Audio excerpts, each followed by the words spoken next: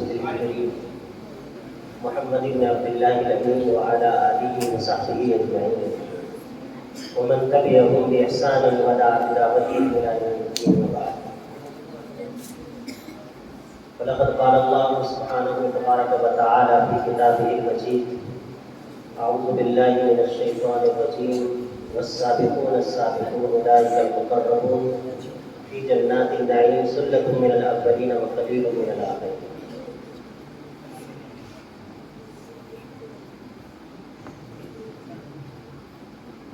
داعش پر تشریف فرما حضرات علماء کرام، حاضرین مجلس، پیارے بچے اور بچیوں، آپ کے اس پروگرام میں شرکت کا موقع ملا اور ذاتی طور پر بہت خوشی ہوئی. اپنے بخت پر، اپنی سعادت پر ناز ہوا کہ اس درجے اہم مجلس میں، جس میں چھوٹے چھوٹے سے طلباء، چھوٹی چھوٹی سی طالبات، انہوں نے نہایت منظم اور مربوط انداز میں آپ کے سامنے تقریریں رکھیں، تلاوت پیش کی. یہ آسان نہیں ہوتا ہے. مجمع کے سامنے آنا اور آ کر کے اس عمر میں، جو عمر ابھی یہ بچے تھے یہ آئے ہیں، اپنی تقریر پیش کرنا یا جو ان کو مواد دیا گیا تھا قرآن مجید کی تلاوت کے سلسلے میں، ان کو پیش کرنا، یہ اپنے آپ میں ان کے ذہنی طاقتور ہونے کی دلیل ہے. جو بچہ ذہنی طور پر طاقتور ہوگا وہی اطمینان کے ساتھ کھڑے ہو کر کے تقریر کر پاتا ہے. تاریخ میں ایک واقعہ ہے، ایک بہت بڑا اجلاس ہو رہا تھا اور اس اجلاس میں علامہ اقبال رحمۃ اللہ علیہ بھی تشریف رکھتے تھے، بڑے بڑے علماء تشریف رکھتے تھے. تو داعش پر نام پکارا گیا کہ علامہ اقبال تشریف لائیں گے اور وہ اپنے خیالات کا اظہار فرمائیں گے.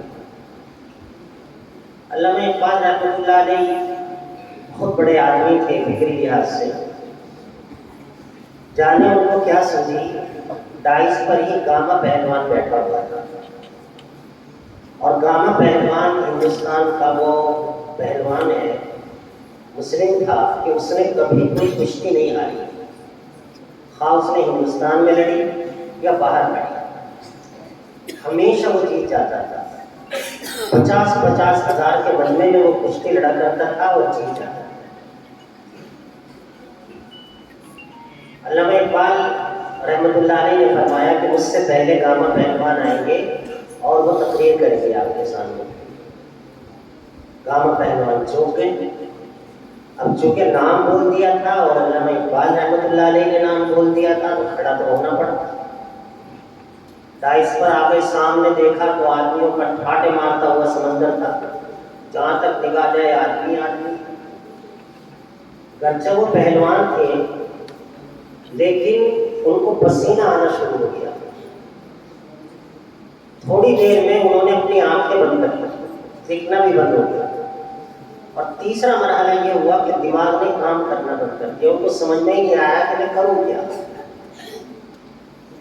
حالانکہ دنیا کا تسلیم کیا ہوا، مانا ہوا پہلوان تھا وہ، لیکن جب وہ لوگوں کے سامنے کھڑا ہوا تو پسینہ آنے لگا، زبان نے قوت گویائی کھولی، دماغ نے کام کرنا چھوڑ دیا. بس صرف وہ اتنا کہہ سکا کہ بھائیوں صبح اٹھا کرو اور ورزش کیا کرو، اور وہیں بیٹھ گیا. جہاں کھڑا تھا وہیں پر ہی بیٹھ گیا، وہاں بھی نہیں جا سکا جہاں سے اٹھ کر کے آیا. تو جسمانی اعتبار سے تو ظاہر ہے اس مجمع میں شاید کوئی ہو جو گاما پہلوان جیسا آدمی ہو، لیکن ذہنی طاقت کے لحاظ سے ہمارے 7-8 سال کے بچے، 10 سال کے بچے جو یہاں آئے ہیں اور انہوں نے اپنا بیانیہ آپ کے سامنے رکھا ہے، اپنے قرآن مجید کا کوئی حصہ یا رکوع انہوں نے آپ کے سامنے رکھا ہے، انہوں نے آنکھیں بھی نہیں بند کی، بہت اطمینان اور وقار کے ساتھ وہ بیٹھے، میں دیکھ رہا تھا، اور انہوں نے پیش کر دیا. تو یہ بہت بڑی بات ہوتی ہے. اپنے آپ کمی تو ہر جگہ ہوا کرتی ہے. علم کی دنیا میں کوئی بھی قدم آخری نہیں ہوا کرتا. ایک شاعر کہتا ہے، طے کی ہے ہم نے کچھ اس طرح سے منزلیں طے کی ہے، ہم نے کچھ اس طرح سے منزلیں، چل کر گرے، گر کر اٹھے، اٹھ کر چل کر۔ مسئلہ یہ ہے، اور ہم سب کے لیے نہایت مسرت اور شادمانی کی بات یہ ہے کہ سوائے ایک بچے کے جس کو بخار تھا، اور بخار بھی تیز بخار تھا، اور وہ اخیر میں آ کر کے تھوڑا سا بیچارہ چھوٹ گیا، ورنہ تو تمام بچوں نے جتنا یاد کیا تھا وہ پورا مکمل آپ کے سامنے بغیر آنکھ بند کیے ہوئے، آپ کی طرف دیکھتے ہوئے، خواہ وہ بچہ ہو یا بچی ہو، انہوں نے آپ کے سامنے پڑھایا۔ پھر اللہ تبارک و تعالیٰ اس بات کو پسند کرتے ہیں کہ آپس میں مقابلہ کریں، آپس میں مقابلہ کرنا خیر کے کاموں میں یہ اللہ تعالیٰ کو پسند ہے، حتیٰ کہ جنت میں جو اعلیٰ ترین مقام اللہ تعالیٰ بخشیں گے وہ ان لوگوں کو بخشیں گے جن کے لیے ارشاد ہوا والسابقون السابقون۔ عربی زبان میں سابق کہتے ہیں اول آنے والے، جو بچہ اول آ جائے اس کو کہتے ہیں سابق، اور یہ جمع ہے والسابقون السابقون، اور یہ سبقت کرنے والے، آگے بڑھ جانے والے، ان کا کیا پوچھتے ہیں؟ اولئک المقربون، یہ ہمارے قریب ہیں، اللہ تعالیٰ ہمارا قرب ملے گا، قرب خاص ملے گا جنت میں، جہاں حضرت آدم علیہ السلام سے لے کر کے قیامت تک جتنے لوگ ہیں وہ سب لوگ ہوں گے، اللہ تعالیٰ اپنے سے قریب ان کو رکھیں گے جو دنیا میں مسابقہ کر رہے ہیں، آگے بڑھ رہے ہیں۔ کون لوگ ہیں یہ؟ قرآن مجید نے دوسری جگہ ارشاد فرمایا والسابقون الاولون من المہاجرین والانصار والذین اتبعوهم بإحسان رضی اللہ عنہم ورضوا عنہ وأعد لهم جنات تجری تحتها الأنہار خالدین فیہا۔ کتنی لمبی آیت اللہ تعالیٰ نے یہ فرمایا سابقین ہے۔ سابقین وہ ہوتے ہیں جو جب دوسرا کوئی ہمت نہ کر رہا ہو وہ آگے قدم بڑھا دے کہ جو ہوگا دیکھا جائے گا، رسک لے گا، کامیاب بھی ہو سکتا ہے بچہ، ناکام بھی ہو سکتا ہے۔ سب بچوں نے اچھی تقریر کی لیکن 3 بچوں کو انعام دیا گیا، گرچہ یہاں جو بچہ آ گیا اور جس نے اپنے حصے کی تقریر کر دی، تلاوت کر دی، وہ کامیاب ہے، وہ ناکام نہیں۔ جو بھی آ گئے بیٹھ گئے، انعام تو ظاہر ہے سب کو نہیں دیا جا سکتا، انعام تو چند ہی ہوں گے، لیکن جس کو انعام نہیں ملا اس کو بھی انعام ملا ہے، لذت کا طلب۔ عمر باربل کبھی ایک بہت بڑے شاعر تھے، انہوں نے ایک شعر کہا ہے ان سے زیادہ پیاری ہے مجھے ان کی جستجو، ان سے زیادہ پیاری ہے مجھے ان کی جستجو، میں ان کو ڈھونڈتا ہوں نہ پانے کے واسطے، کہ ان کو تلاش کرنے میں جو لذت ملتی ہے نا جستجو میں، وہ ملنے کے بعد وہ لذت نہیں ملتی۔ بقر عید کا آپ سب ہم بھی انتظار کر رہے ہیں، آپ بھی انتظار کریں گے، لیکن عید والے دن اتنی خوشی نہیں ہوتی جتنا عید کے انتظار میں، کپڑوں کی تیاری میں، سوئیوں کے بنانے میں، اور صبح اٹھنے میں، تراویح پڑھنے میں جو لذت ملتی ہے وہ عید والے دن نسبتاً نہیں ملا کرتی۔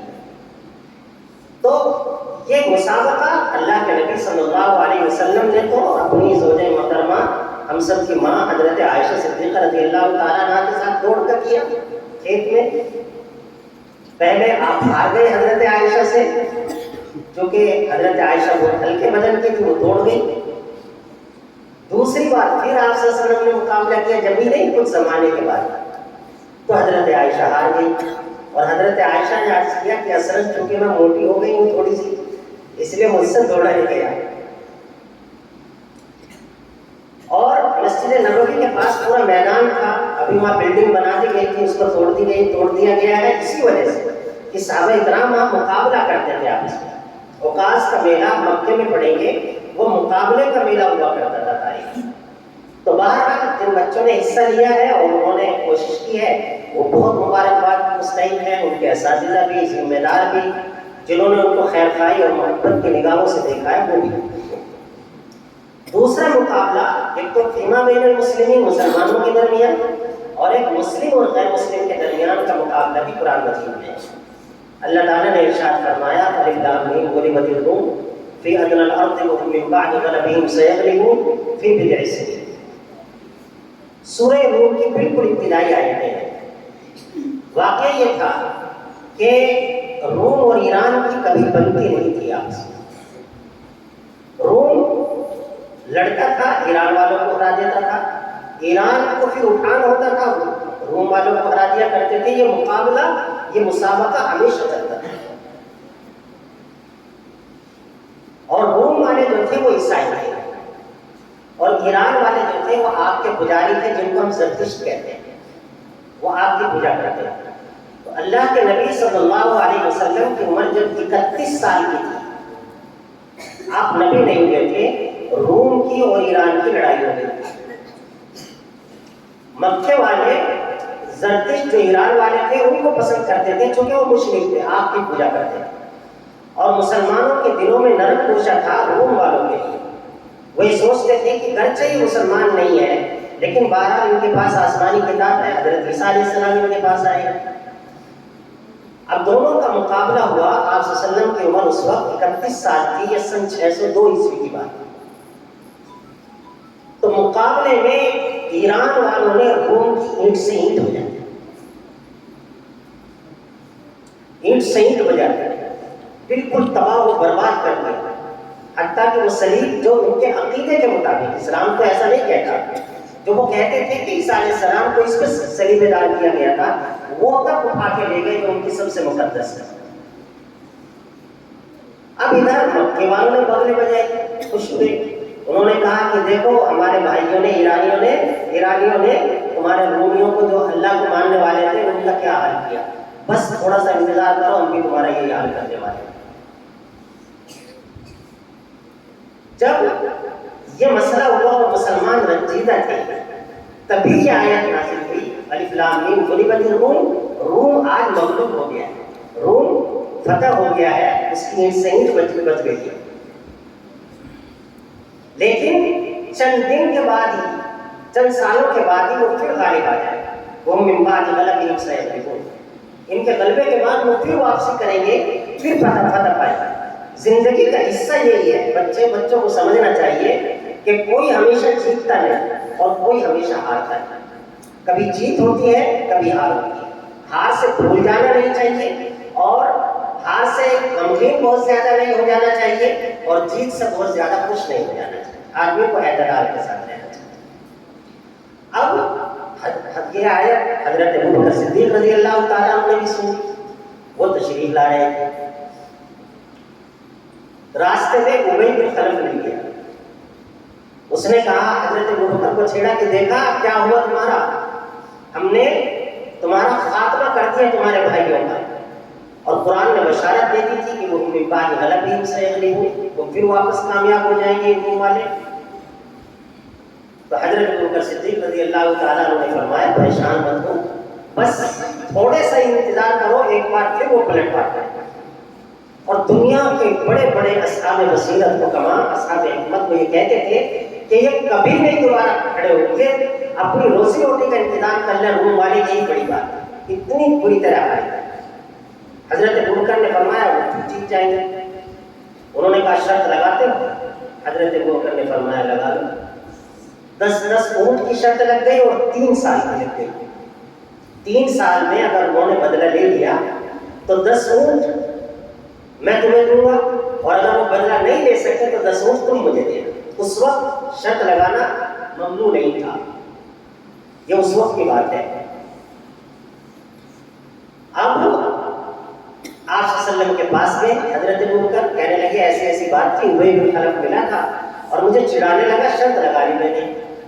تو چونکہ شرط کا کوئی حکم اس وقت تک آیا نہیں تھا، آپ نے فرمایا کیا شرط لگائی کہ 10 اونٹ کی اور 3 سال کی. یہ مسابقہ ہو رہا ہے، یہ مقابلہ ہے. حضرت ابوبکر سے اللہ کے نبی صلی اللہ علیہ وسلم نے فرمایا کہ 3 سال نہیں، اس کو تم 9 سال کر دو. اس لیے کہ بیجے کا جو لفظ ہے عربی میں وہ 3 سال سے لے کر کے 9 سال تک کے لیے استعمال ہوتا ہے. عربی زبان میں بیجے کا لفظ 3 سال سے لے کر کے 9 سال تک کے لیے استعمال ہوتا ہے. آپ نے فرمایا 2 کر لو، ایک تو 3 کی جگہ 9 کروا لو اور ایک 10 کی جگہ 100 کروا لو اونٹ. حضرت ابوبکر پھر گئے. اب ابی بن خلف سے کہنے لگے کہ بھائی میں شرط بڑھانا چاہ رہا ہوں، کیا کہ 3 کی جگہ تو 9 سال اور مدت چونکہ ہم بڑھا رہے ہیں اس لیے اونٹ بھی 100. اس نے کہا ٹھیک ہے، پکی رہی. این اس دن جس دن غزوہ بدر ہوا، رمضان سن 17 رمضان سن 2 ہجری، اور رمضان کا مہینہ تھا اور 17واں رمضان تھا. اینڈ اس دن جب مسلمانوں نے مقابلہ کیا ان سے، مسلمان غالب آ گئے 313، تو مسلمان ایک طرف اس سے خوش تھے کہ اللہ نے ہمیں فتح دے دی، لقد نصرکم اللہ ببدر وانتم اذلہ، تو اللہ تعالیٰ نے غیر معمولی طور پر فتح بخشی تھی، اس میں خوش تھے. جب ہی پتہ چلا کہ روم والوں نے ان کو ہرا دیا دوبارہ، ابھی 9 سال پورے نہیں ہوئے تھے، روم والوں نے کیا، حضرت ابوبکر صدیق رضی اللہ تعالیٰ عنہ گئے ابی بن خلف کے پاس کہ لاؤ کھلاؤ سو، انہوں نے اونٹ دی، ان کے بچوں نے اونٹ دی، 100 اونٹ دے دی.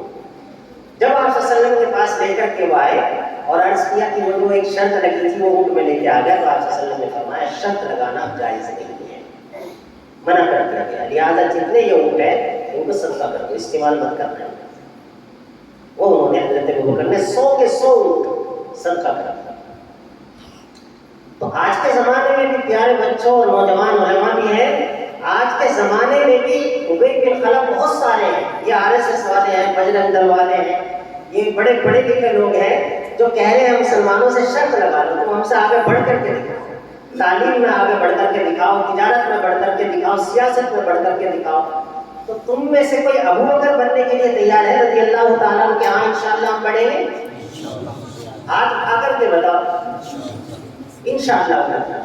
تو زندگی کی جو روح ہے اصل وہ مقابلہ ہے.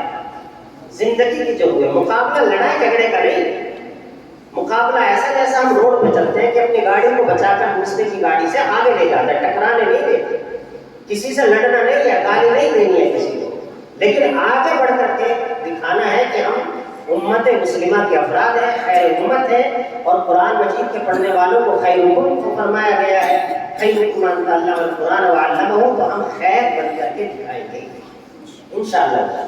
اخیر بات یہ ہے پیارے بچوں سے کہ کبھی بھی چھوٹی نیت مت کرنا. حدیث شریف میں آتا ہے انائن غدن عبدی بھی کہ بندہ جو گمان کرتا ہے میں اس کو ایسا بناتا ہوں بڑا کرتا ہوں. تو چھوٹی نیت مت کرنا. آپ کی نگاہ میں جو بڑے ہو، آپ کے محترم صاحب ہو، پاس کے مدرسے کے کوئی محترم صاحب ہو، یا دارالعلوم دیوبند کے کوئی استاد ہو، یا ندوے کے کوئی استاد ہو، جو بڑے سے بڑا بننے کی تم کوشش کر سکتے ہو، وہ نیت کرنا. بغیر نیت کے مت تعلیم حاصل کرنا، اس میں زیادہ برکت نہیں ہوتی.